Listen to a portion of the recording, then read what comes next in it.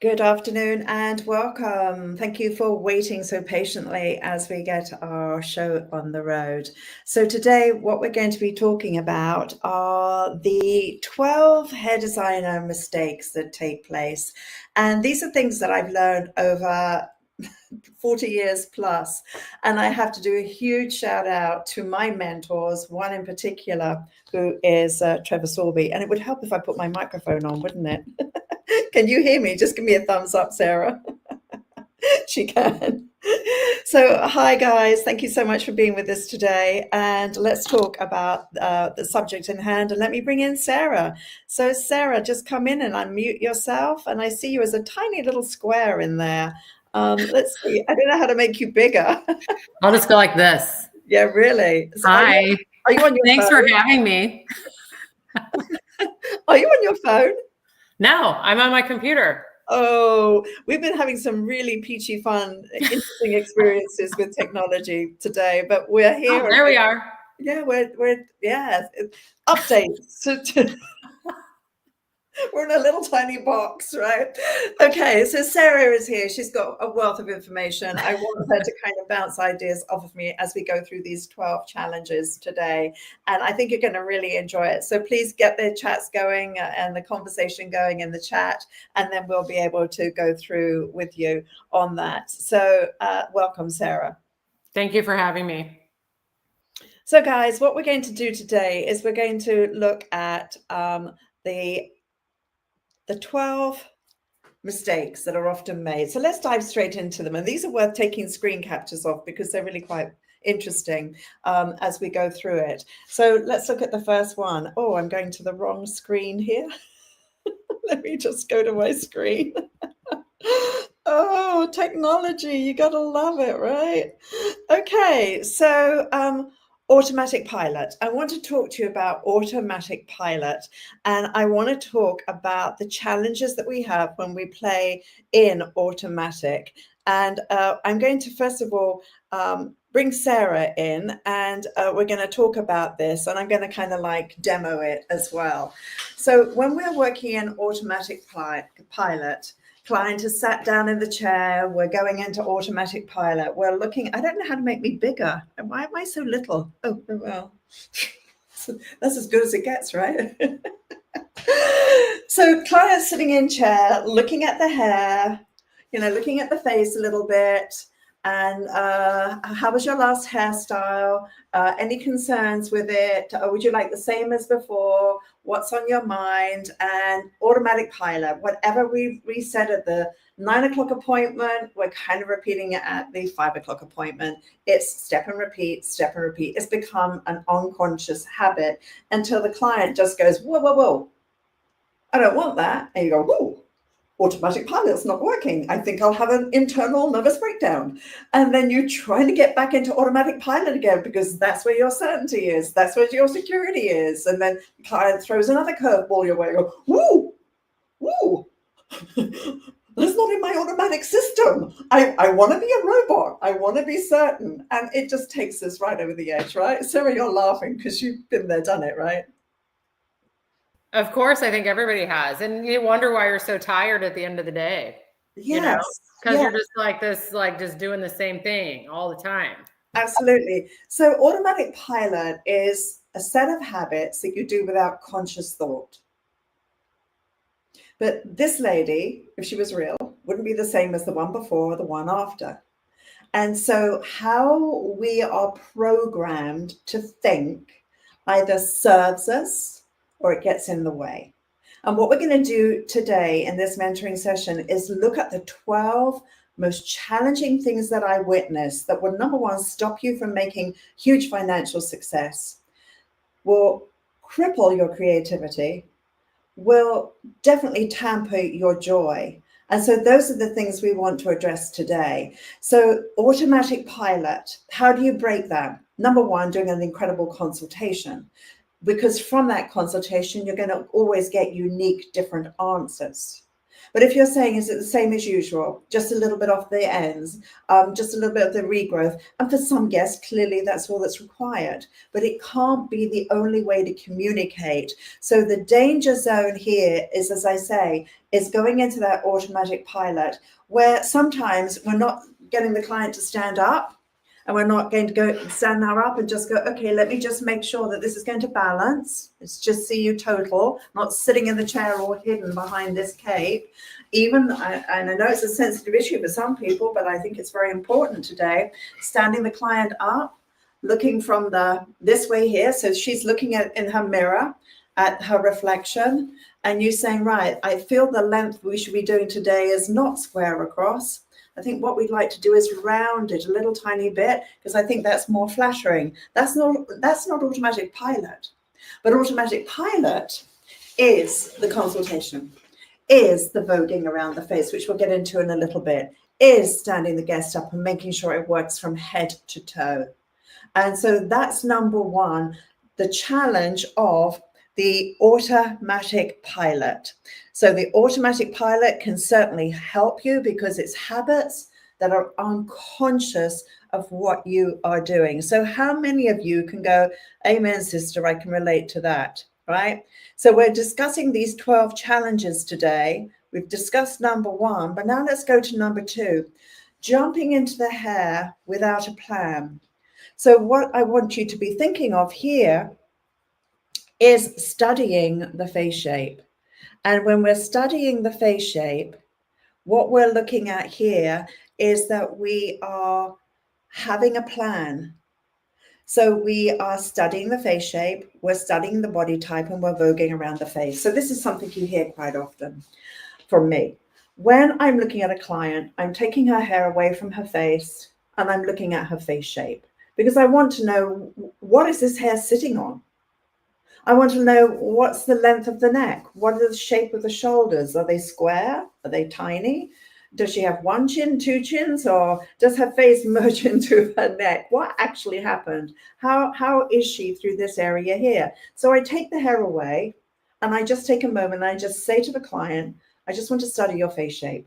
Now, if you take the hair away without saying, I'm looking at your face shape, and you go and do this, your client's going to go, oh, I don't want my hair cut short. And that's not what we're looking at right now. We're looking at what happens when I move your hair forwards. What happens if I bring the hair back? What happens if I cheat both sides forward? What happens if I flatten the forehead through here and flatten that through there and close? What will happen if I do a center parting and have you be draped that way? So I'm looking at the center of the face versus the side, the flat versus the lift, the opening and the closing. And I'm looking at the length going, well, what would happen if we were here? What would happen if we were through here? Moving it this way and voguing around the face and even coming through higher. And the thing that people tend to forget about is profile.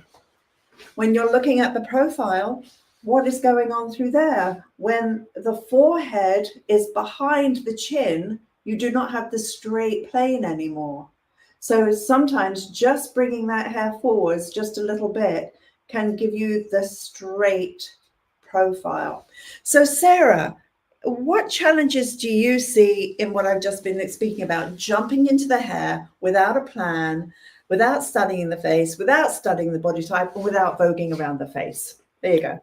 Well, you'll fall right back into your habits, and you haven't gained that person's trust like you can when you're voguing around the face, because just watching you vogue around the face and knowing how it feels for me as the stylist voguing around the client's face, my creativity and my juices start to flow a little bit more, and you can tell with their face shape, like you'll do this and they'll be like, and then you'll do this and they'll be like, yeah, you know what I mean? So you start to see like what their preferences are too, without any kind of even communicating. You can just really watch their body language, and you can see it when they light up and feel good. And you can also see it when they're like, grimace, no. Yeah. So I feel like the voguing around the face I think it's one of the most non-verbal ways to gain trust and to get those creative juices flowing. Yes. And remember, 3 critical things, my friends. A woman wants to be seen, heard, and feel safe.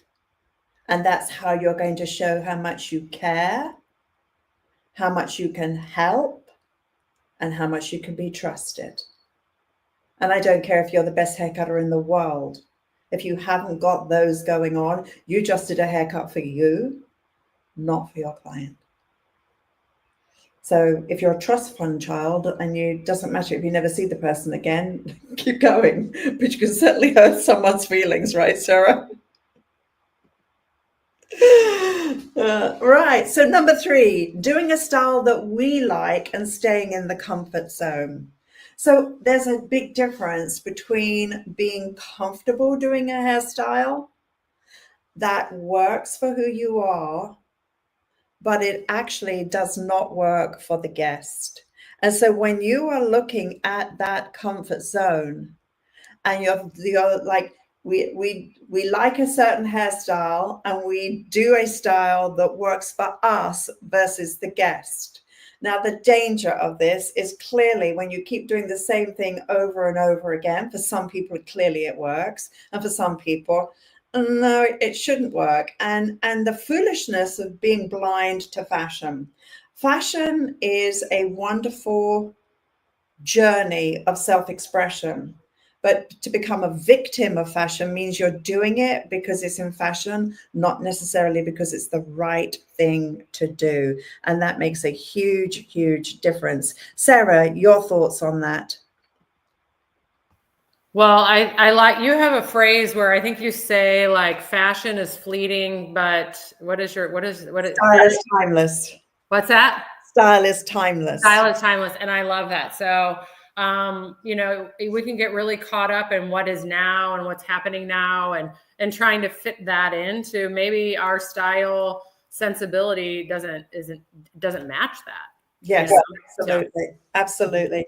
And the key thing here, my friends, is that when we're looking at this and we're looking at the evolution of change, what we use in my education are the 3 wheels of fashion. So let's just discuss those for a moment. The first wheel is about how quiet or loud somebody shows up within your world. Do they have a big personality? Are they shy? Are they in between? So from a color perspective, we certainly understand the color of a soft blonde versus a blonde that could be screaming and very dramatic. But then the wheel that we don't discuss, and yet it should be considered and communicated, is the sensuality of how a woman shows up. Is she happiest when she's feminine? Is she happiest when she's romantic? Is she happiest when she's bold and strong? What is it that is important to that lady? Because you can do a short haircut and make it look soft. You can do a short haircut and make it look very, very strong.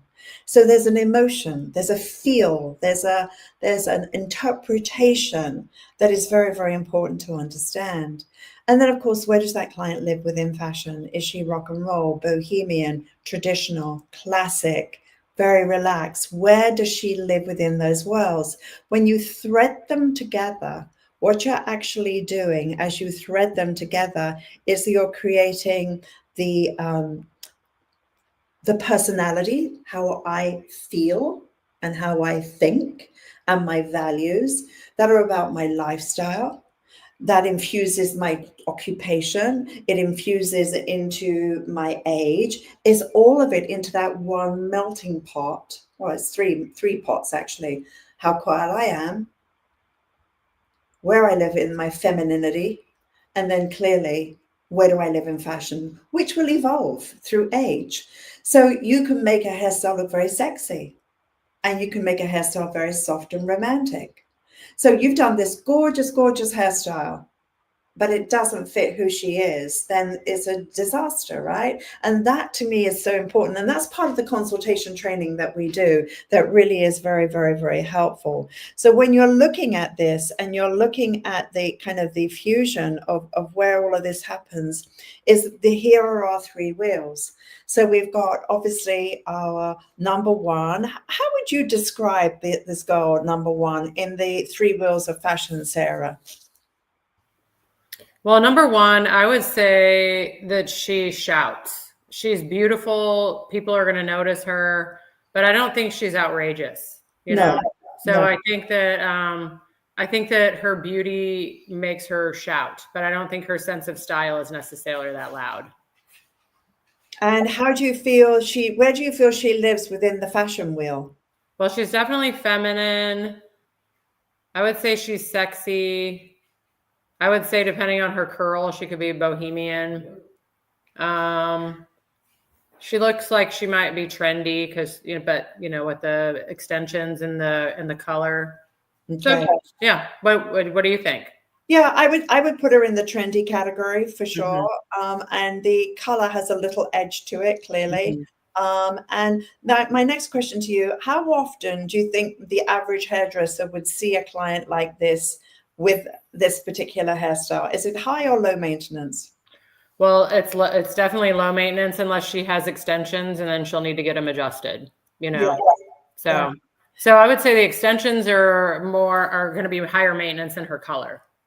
Yes, and this color is definitely a grow out color. Now, unless you've trained your client, which is a very important part of what we're discussing here, if you've trained your client to come back for a glaze, if you've trained her that every 6 weeks she needs to come in for a treatment, if you train her that when you say you're taking off an inch, it's only an inch, because long hair folks freak out over half an inch. Especially when they're buying all those extensions. Yeah, well, yeah. Aside from extensions, I mean, that's a whole different ball game. Yeah. So I'm not necessarily even thinking about hair extensions right now. That is obviously high maintenance, as you said, more so than color. But the degree of facial frame, if you're designing a facial frame, that will grow out. So the back of the hairstyle, this is an important question. When you are looking at your client, is she dressing for herself, which means actually the most important part of her hairstyle is the front, because she's not seeing the back. Is she dressing for the men in her life?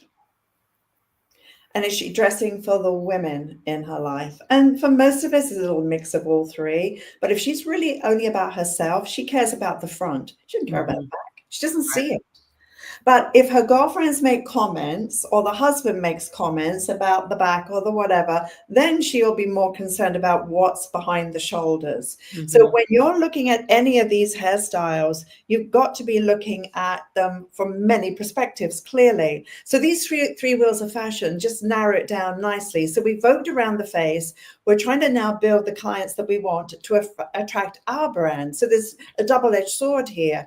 If you're doing lovely hairstyles, number two client, she's mature. That's as long as I would want to see a lady that's this mature with her hair. I think anything below the collarbone starts to be age inappropriate. But I think this lady does wear it very well. It is feminine. It's not whispering. It has a little bit of a shout to it. And you could say it is a little trendy, but the question is, you've got to be careful, because really she needs to be classic with a whisper of trend. When you look at three, clearly she's got a fringe and a facial frame. So she's going to be more high maintenance. If that is not her natural blonde, clearly more high maintenance. So number three could actually be the client that would be you'd be making some more money off of. But you've got to look at them through these filters. And then you have to ask yourself, what is my brand? What do I want to build through social media? Remember, that's your voice. What do I want to build through any visual platform that says, this is my style, this is my brand, and you put it out there? Because then you are manifesting, you're putting it out to the world saying, these are my styles, and that is branding. So if you think of a classic brand, let's take a big name that we all know, Calvin Klein. You're not going to see embellished and opulent and decorative. You're going to see classic, with a modernism, a minimalism. That's his brand. So he puts that out there, and that's what comes in walking through the door. Yep. Now, if it was John Galliano, if it's Dolce & Gabbana, it can be so embellished, it can be so decorative. They're not about minimalism.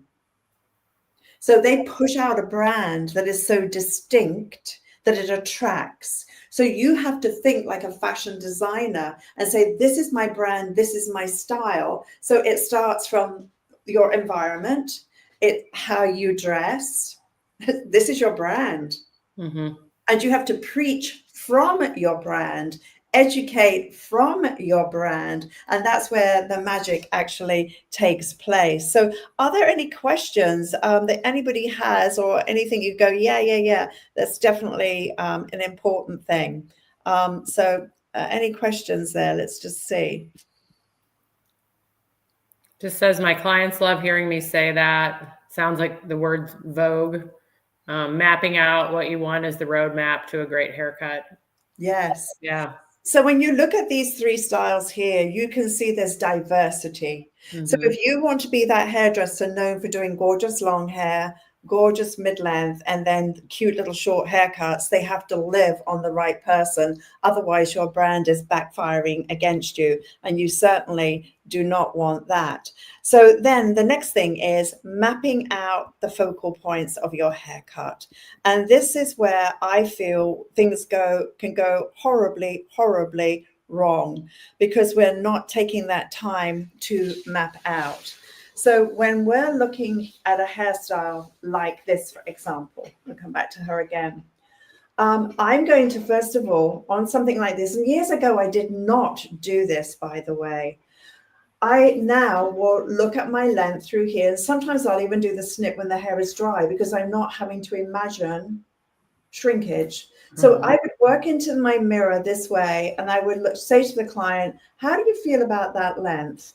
Then I'm going to come in, and I would prefer, if it's going to be a long hair, anything below the shoulders does require that you stand that guest up to make sure that this balance is going to be right, especially when you're getting into the back. So if I'm going to say to my client, well, I feel that this is the right length for you, I'm going to come in, and I'm not going to be here. I see nothing. I'm going to be here into my mirror, looking at my length, coming in through here, doing my snip, looking at how it lifts and how it springs. I'm going to be asking the client, do you feel comfortable with that? I feel that's going to really work. I like the elongation. I like how it's supporting the shoulder through here. I'm educating the client. I'm not just grooming. I am designing. My language is that of design, and that's very important. So now the client sits down, and I would, of course, again, I will swing around into the back, and I will be determining whether this should be a round back, a square back that's going to box her off. And you can see this right now. When I do a square, I make her look wider. When I drop it down and I do and this is a little bit abstract, this perimeter, it was very wisped out.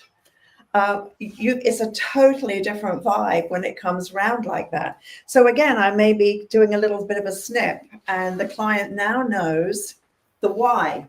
And I always emphasize this, your why is more important than your how. Your why is the motivation and the mindfulness of what you're doing, taking into consideration the client's personality, fashion awareness, etc., etc. So now that I've done that, my other area where I would be mindful is when this hair is coming across. The old Vivian would have just gone, okay, and I'd just start cutting. But the Vivian today would be right. When this comes around, what if that's not going to lift? What if that's going to come down this way? Maybe it needs to be shorter. But if this is going to lift up and this is going to come around, then it needs to be kept longer, because I have an 1.5 inch elevation there that I have to allow for. So again, I am mapping. So I will I'll take a tiny piece of hair here. I'll bring this around, and I will do my snip. I have my snip, in the back. So I have planned based on the body type, and I'm mapping my hairstyle. So this morning we did a hairstyle, Sarah, where we gave the haircut a lot of focal points, and we actually cut the perimeter first. And I'm just going to bring you this little girl because it was quite amazing how working with the perimeter, how important it was to map out the hairstyle. So, for example, this little girl has a little bit of a curtain fringe.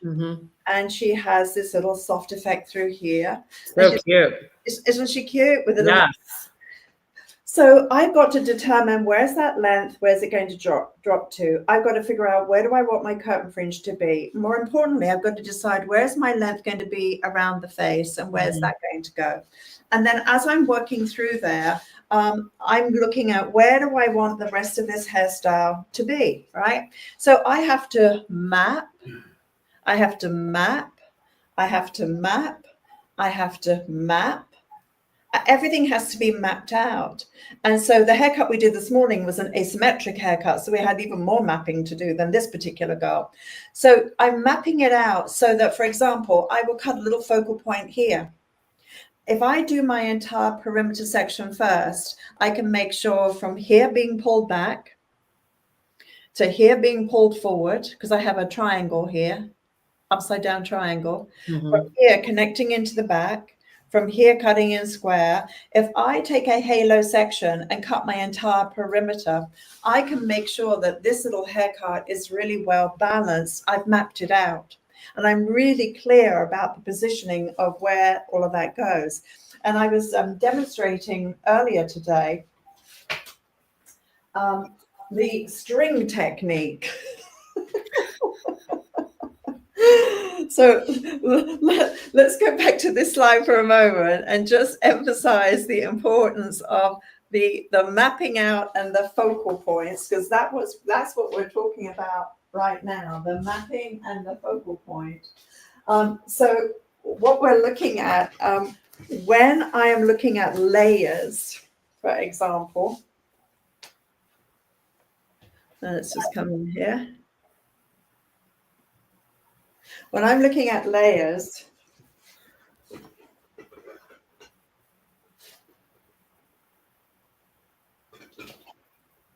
if I do a layer that I want to have living through here at the same point, I'm going to come in and just pin this on the top of the head. So here I am here, and I want this to be the same length. I don't recommend doing this on a client, a T-pin. So the hair, if it's coming, it's even through here, it's hanging, the layers are hanging exactly the same place. When I lift this up, the length is completely different because it's a side parting. Yeah, it's totally disconnected. Yeah, so I have this and this, but when it falls down, I have balance. So this is what we teach my friends in the hair designer program. We're teaching architecture of a haircut. We're talking about face shape and balance, but we're talking about things that you often do not get taught about that and that. So how do you do that? Well, that would be a different lesson, clearly. But part of the mapping out and saying, I want that layer to live there. Well, why? Well, I want it to lift. I want to lift the cheekbones, or I want it to lift the jawline. I want internal lift. There's the perimeter shape, but there's an internal shape, which is your silhouette. So I have to look at the haircut from a length perspective, a width perspective, and a depth perspective. So what I'm talking to you about right now is depth.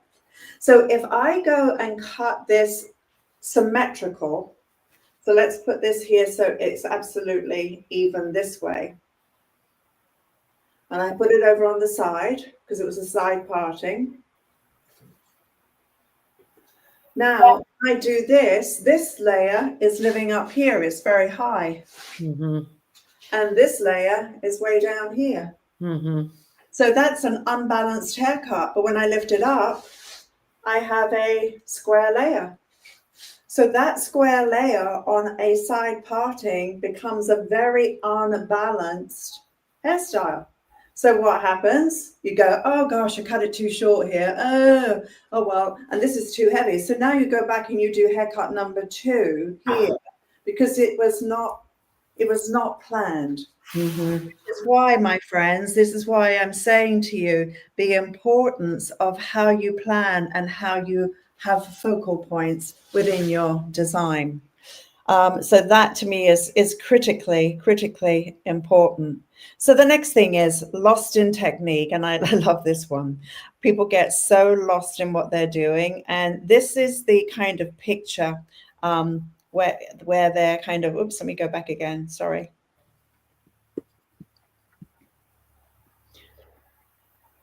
Oop. There we go. Lost in the detail. Sorry about that. Right. So what goes on here? Let's just talk about this for a moment. This would be the hairdresser who's lost in detail. Let's take this out of here. And this is what happens. Very often they're into the haircut this way. So they're looking here and they're looking through here and they are cutting away. And they're looking through here and they're cutting away. And they're busy doing this. Overdirect it. There's my guideline. Oh, and let's get a bit closer to it. They think that by getting closer, it's going to be better because you can concentrate even more coming through here and coming through. Now, all this time looking at my hand and this close, I have no idea what's going on. And then when you flip it to when we get so close, right? So close, I'm going to drop this head down and I'm going to tilt her forwards for you. There we go, nice and close. So now as I'm cutting through here and I'm doing all of this stuff, I have no idea about my shape. I am so close to it. And the other thing that I see, which is crazy, is that when somebody is designing the perimeter of the haircut, they're up here and there's the perimeter down there. So my vision is like this, down. Now, the only way I'm going to have a better vision is to be eye level with my work and come further away. So either I go down, she goes up, and I step further away, and or I use my mirror. So one of the huge mistakes that people make is that they do get completely lost in their technique and they are too close to their work and they are not stopping to make sure that the shape is balanced and proportioned because they're on top of the work. Sarah, talk to me about your experience of that. Can you relate to that? I'm going to just mime it again for everybody.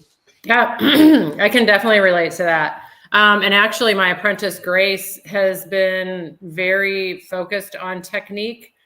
She's lost a little bit of her confidence. And so she's very like obsessed with getting it right. But she is, as she is trying to get it right, she's so close, like you were saying, like how you moved her up so close to the screen. That's how she's been seeing her work. And so she's had some mishaps. And so we're going to like pull it back starting tomorrow with our class. And we're going to be like, okay, I'm going to be with her every step of everything she's doing so that I know like how far away is she standing? Because I was doing the class with her, you know, with my own mannequin and she was doing her own work. And that is where we can actually start to solidify those bad habits. Yes. And they do not serve us. They don't serve us ergonomically. And they don't serve us creating a beautiful shape and a beautiful, you know, silhouette. Absolutely. So your mirror is a tool. And I always say to people, if you could just film yourself just a little bit, you'd get to see how much you stop. If you're too close to your work, if you stop, cut, design, measure, use your mirror, cut, design, measure, cut, measure, measure, design, mirror, not just cut, and then at the end, go back in and do haircut number 2. because your client's paying for one haircut. She's not paying for a haircut and a half or for two haircuts. So the mirror is huge. How many of my friends watching here feel like the mirror could be more your friend? So we have a quiz, and I'll give you the link to it at the end of today's presentation. And the quiz is about what type of hairdressing personality you have. And let me just tell you this right now, that when you are a technician, technically driven, you live in your head and you're a perfectionist. Mm-hmm. And the attention to detail is very, very, very important. And Grace, who's your young assistant, is right now focused on developing systems and techniques. Mm-hmm. Correct. So, what you have to remember, my friends, is that a goal is to do a beautiful hairstyle, but that goal is not going to get you to a beautiful hairstyle. You will always fall to the level of your systems. Mm-hmm. Your system has to be repeatable. You have to understand your system, and the system takes you to the goal. So if you're highly technical, beautiful, but often technical people in the extreme are looking here. They're not looking enough back here and playing with their hair. It bothers them if something is not perfect. And perfectionism can be paralyzing. Well, perfectionism kills creativity, because perfectionism is the lowest standard of measurement because it's unachievable. Mm-hmm. So doing a good job, doing a great job, doing a haircut better than you've ever done before is fantastic. It's still not perfect. I'm not perfect. I just try every time to do it better. And I'm always looking for what's new. I'm open. If you're not open to learn, you're probably not watching me right now. You switched off a long time ago. But those of you who are still here are open to learn because you know the value. And in that path of mastery, you like who you are. You like who you become. Why do people, when they train with me, stay for a long time? They enjoy who they become. And I'm keeping you on your edge. And it's just like having your mum and your coach and your friend just saying, you can do it, you can do it. I'm on the sideline, not only cheering you on, I'm on the sideline to help you be better at what you do. So that to me is a very, very important part of what we're talking about here, this ability to use your mirror and stop. So very, very difficult to do. And what I see is that I've worked with people who are terrified of using their mirror. And do you know why, Sarah? Most people are terrified of using their mirror because they don't want to see the look on their client's face. Because if they're not making them happy. I know, I've done it. I've been like, I'm like 3/4 of the way done. I'm like, I need to look, but I don't want to look.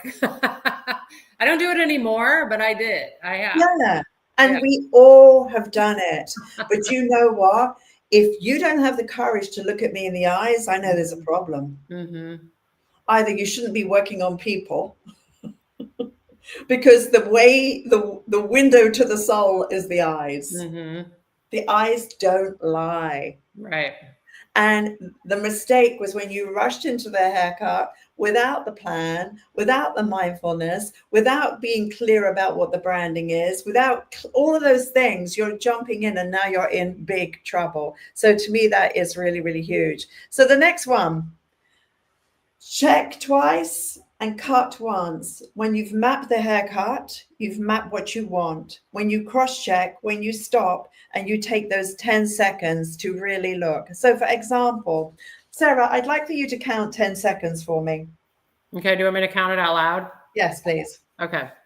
1, 2, 3, 4, 5, 6, 7, 8, 9, 10.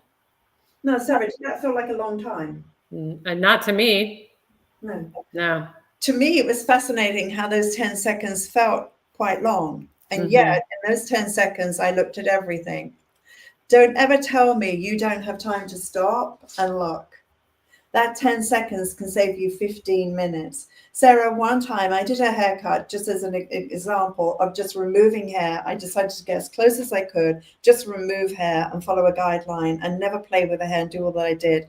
I was about 5 minutes into the haircut and I felt physically sick. I felt choked up here, and I was doing it with intentionality to just remove hair and do it as quickly as I could.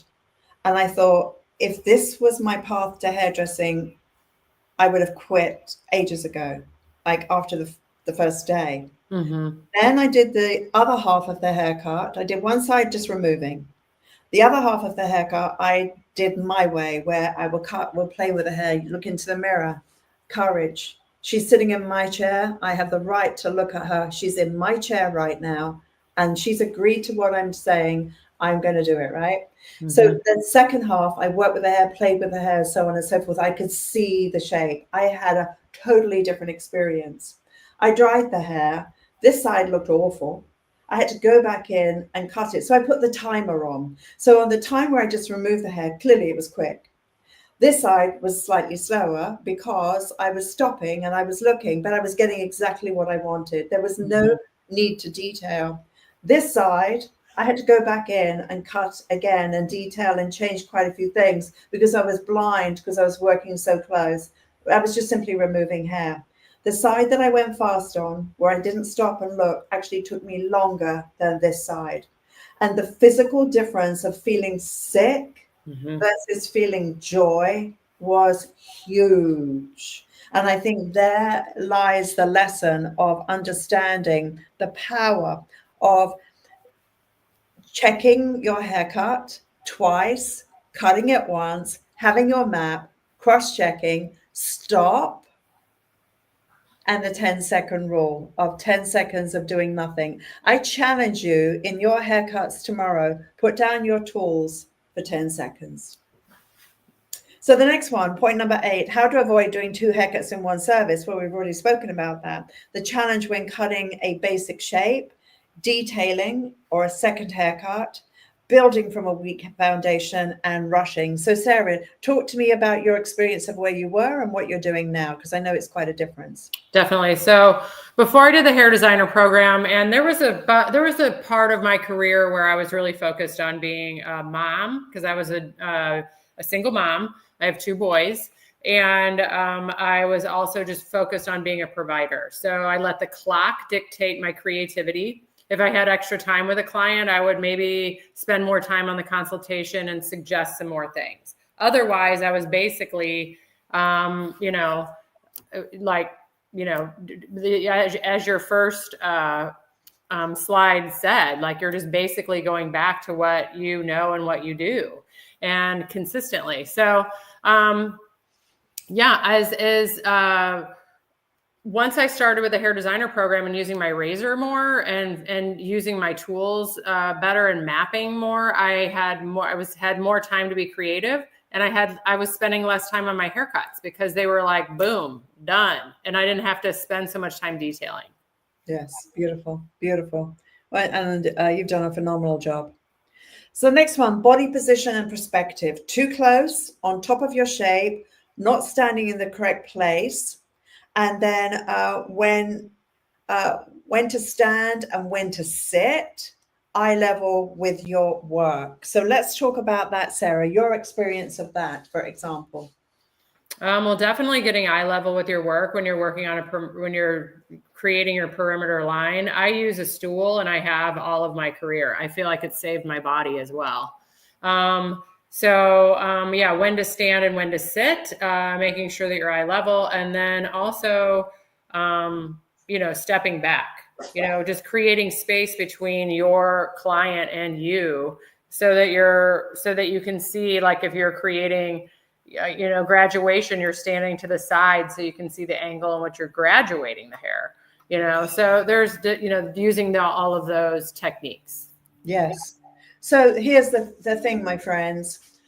When I stand square to the shoulders and I am bringing the hair back and I am square to the shoulders and I'm bringing the hair this way back, I am going to, let me show you what it looks like from the side.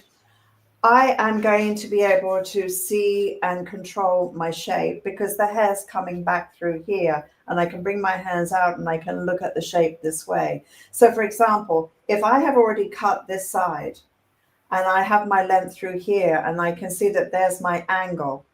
When I come through to cut this side and I bring my hand through here, I'd be saying, right, my angle has to be here. So when I drop that down, I now have that correct. And when I bring my hand like this, I come through here and I check my length through here, and then I bring my hands like this, I can see the length and the balance through here. Now, if I stand over to the side, or I put the weight into my and I cut this side here and I don't move, and I bring this part of the hair over to me, this side is going to be a lot longer. So the question is, if you, for example, cut the left side longer than the right, do you tend to favor standing more over to the right, which means the hair's traveling further to you, right? When you're looking at the facial frame through here and you're over directing forwards, are you cheating and coming a little bit closer on one side than the other side? So that hair comes to you generally. So where you stand, I am here, and you're looking at the balance and the proportion is so very, very important in all of these things. So body position is important. Again, my recommendation is video yourself. And just see how you're standing behind your work. So I want to go over this next little slide here, which is very interesting. A wonderful young, let me go back, sorry.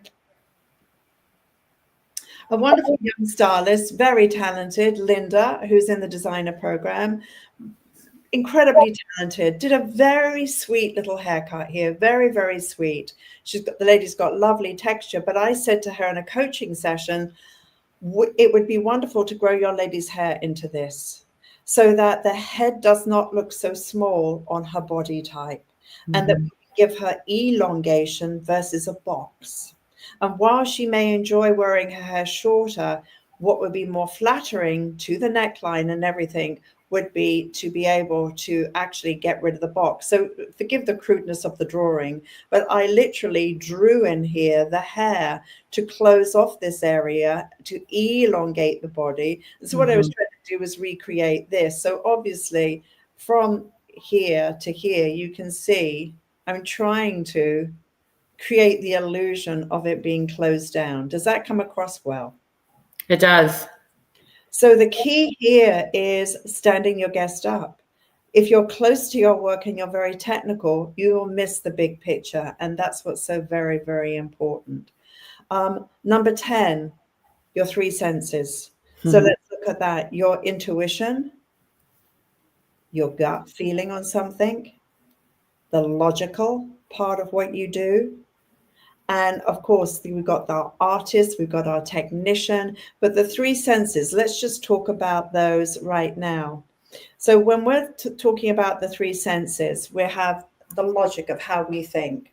So when we do the quiz, and again, I'll give you the link afterwards, the quiz is, if I'm in my head, I'm very logical, and I'm probably more technical because I need facts, and facts live in logic.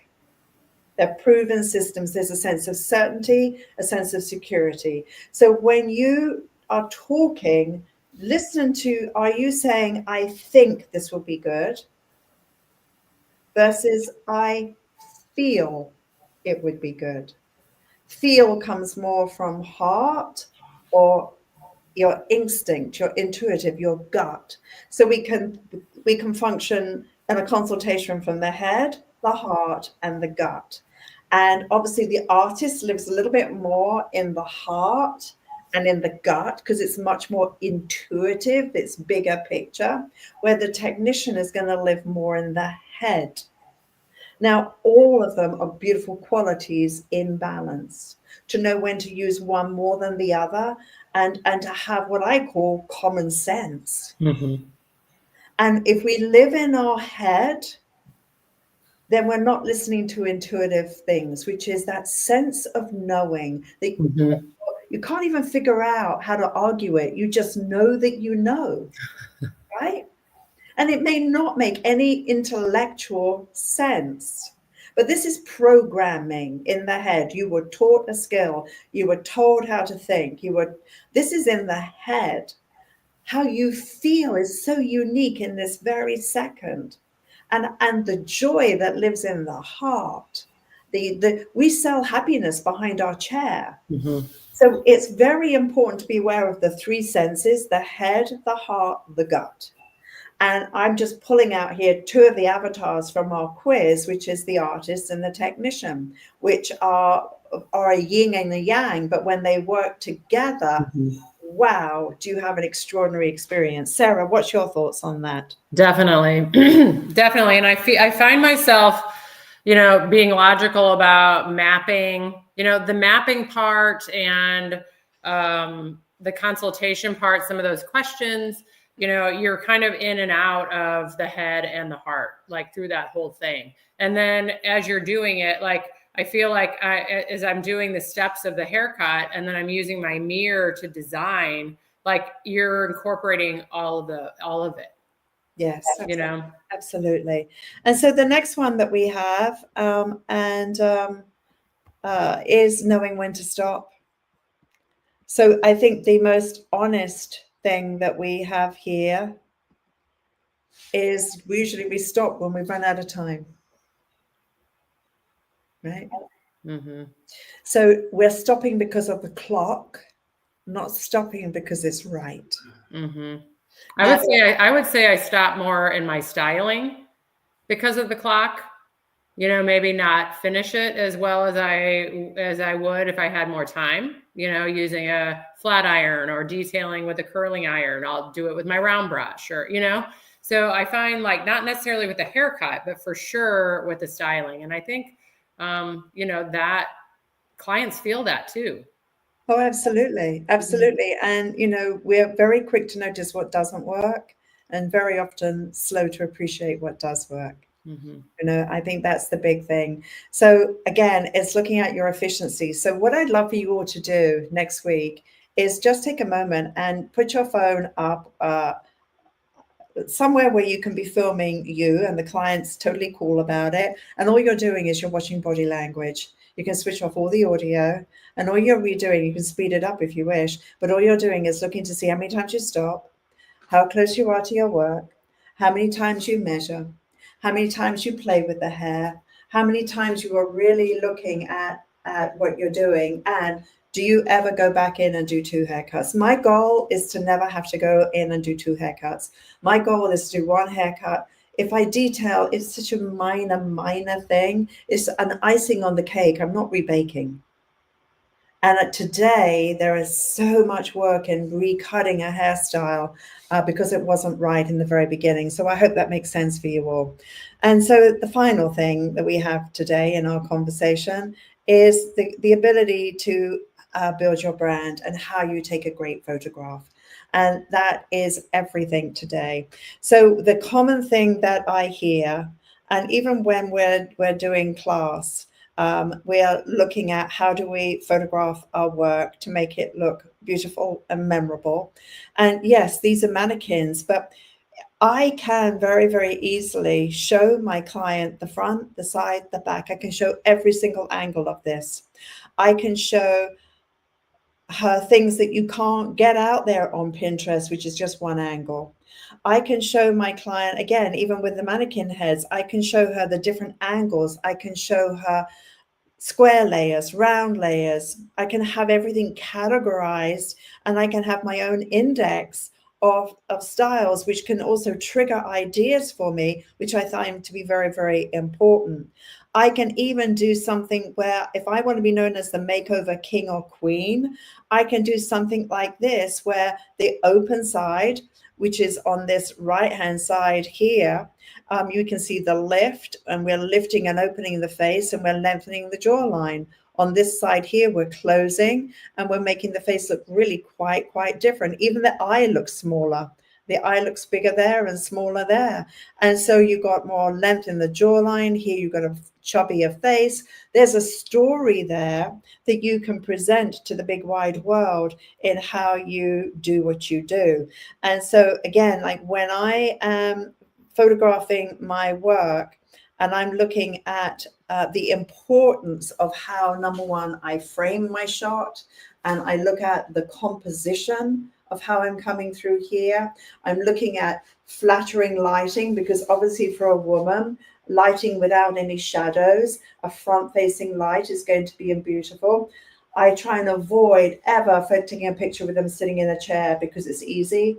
Again, 10 seconds. Like if we were to count 10 seconds, standing up, moving over, getting to that sweet place where you've got beautiful light and taking a photograph, how powerful would that be?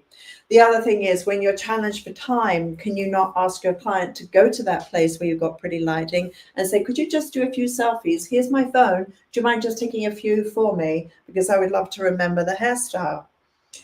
The clients who are your hero clients for taking photographs of, ideally, if it's possible, even if you only did it once a week, should be your last client of the day.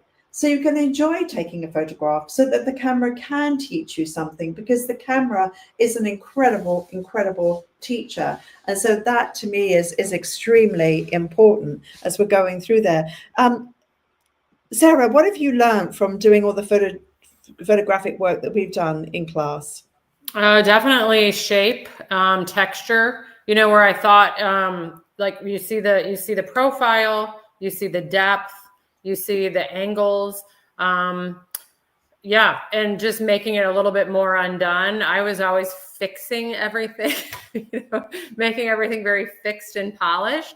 And so I have learned to just kind of like use my fingers. Let's open it up. Let's add some air and get some peaks and valleys, where before, you can just see like the shape of the haircut so much better with the camera. Yes. Mm-hmm. Your camera is your teacher, and that's what you all have to remember. And that to me is so important. So in all of our training that we do, the photographic part of that is critically important. And still to this day, it trains my eyes. And where I've learned these points that we shared today was on set. So when I was a young hairdresser in a photographic studio doing hair, not having any training for how a camera sees hair, didn't understand it, didn't understand hair to fashion connection. I had to be trained in it. And because I was around a photographic crew, a fashion stylist, makeup artist, art director, all the different people that pull together an image, I would be busy doing the hair like this, like in detail. And then the model would stand up, go off onto the set, and she'd be, far away from me over here. But my reality had been in here, like there. That's where I was, right? So now looks great. Now she's going away, and she's standing up, and now she is taller, right? And now I'm looking, going, oh my gosh, it looks, I'm seeing things from the distance that I missed when we were up there like that. And so then the photographer says it doesn't work. No one says it works. Everyone's saying it's awful. I'm about to have a nervous breakdown and cry. And they were 100% right. And it's like, you've had your time in the makeup room, hair and makeup room, doing the hair. How come you bring her out here now, you see for the first time? It's like, yeah, because I'm now standing back. And they would say it's too tight. It's not loose enough. Or it's too loose. I go, what does that mean? And they would say these things. And I would be like, that's where the 3 wheels of fashion came from. Because it would either not be feminine enough for the story, or it would not be bohemian enough for the story. I was so focused on the hair. And then the day when I made a beautiful girl ugly, I thought that was the day I should probably run away with a circus, because how can you make a beautiful girl ugly? I did, because I didn't flatter her face. Yeah. Everything was 100% wrong. And so I started to realize how the camera sees. It flattens an image. It has one eye. It doesn't have 2 eyes. It's one eye. Very, very different world. Everything flattens out. And I started to realize a great image are all the things we've been speaking about today, in particular, the 3 wheels of fashion. And I started to step back more and say, right, if I can't design to the face, my goal is to make even the least attractive lady look the best she can possibly be. And I used to challenge myself. And then I would think, well, what kind of clients do I want sitting in my chair? And for the most of the time, I've had young, very slim, cool people sitting in my chair because that's who I wanted. And you go to where they are. Right? They exist in every marketplace. I don't know. I go to Starbucks occasionally, but wherever I go to them, there's always cool, very cool young kids in there. Yeah. So, yeah, they would be my clients if they could afford me, right? Or they would be my house models. Because every single day someone's looking at that girl going, wow, she's so cool. Who did your hair? I love your hair. I love your hair. Oh, Viv did. So who are they going to send in? More like her. Right? So, I'm not going to go for someone completely opposite to that. That's for sure. So, so what I want to share with you now is that please take a photograph of this code, because this is where you can take the quiz.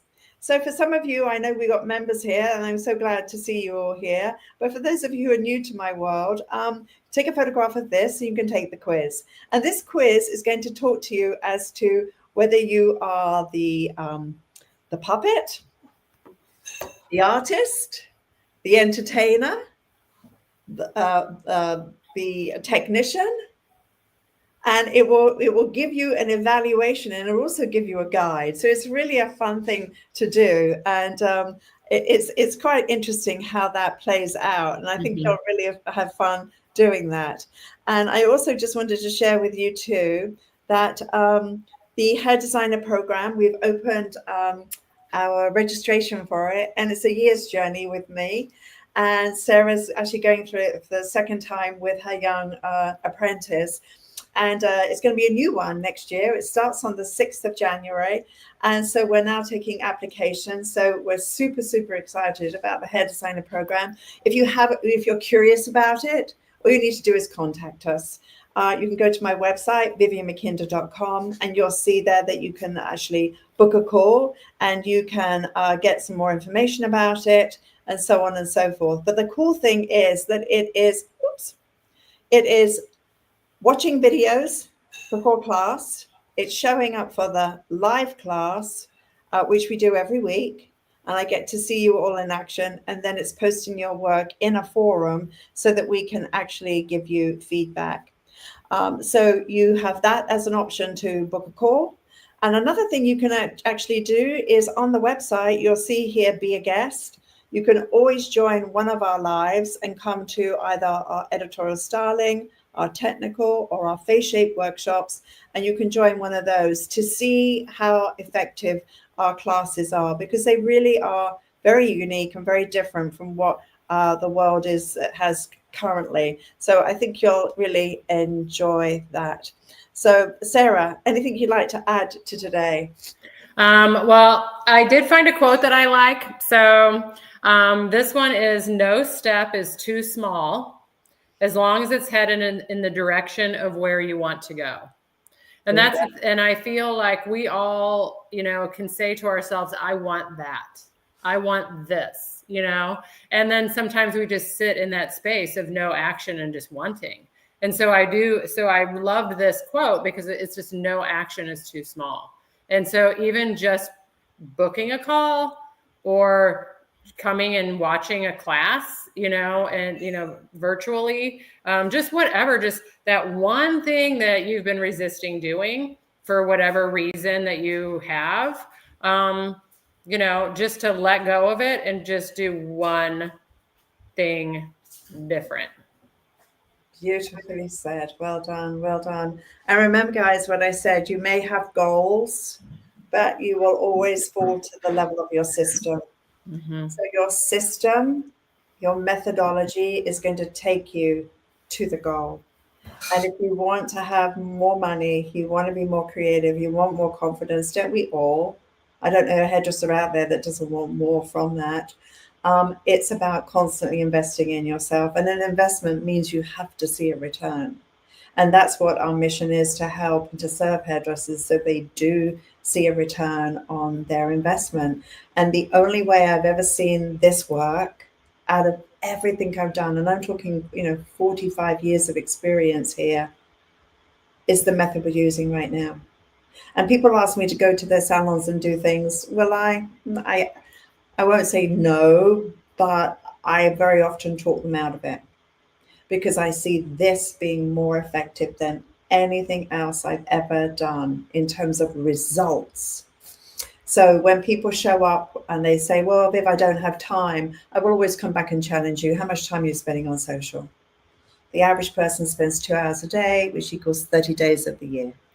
Gen Z and Gen Alpha, by the time they get to my age, they will spend 20 years of their life on social media, which is fine if it brings you joy and it brings you the results you want in your life. But I don't know how much watching somebody else's life will impact your own.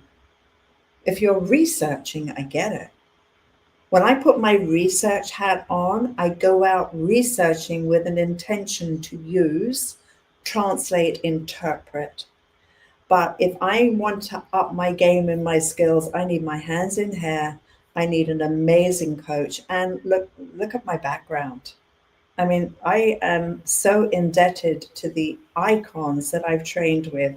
I'm in direct lineage through the Sassoon at their prime, from Trevor Sorby, the man himself in his prime, and all the artistic directors that have been around that in their prime.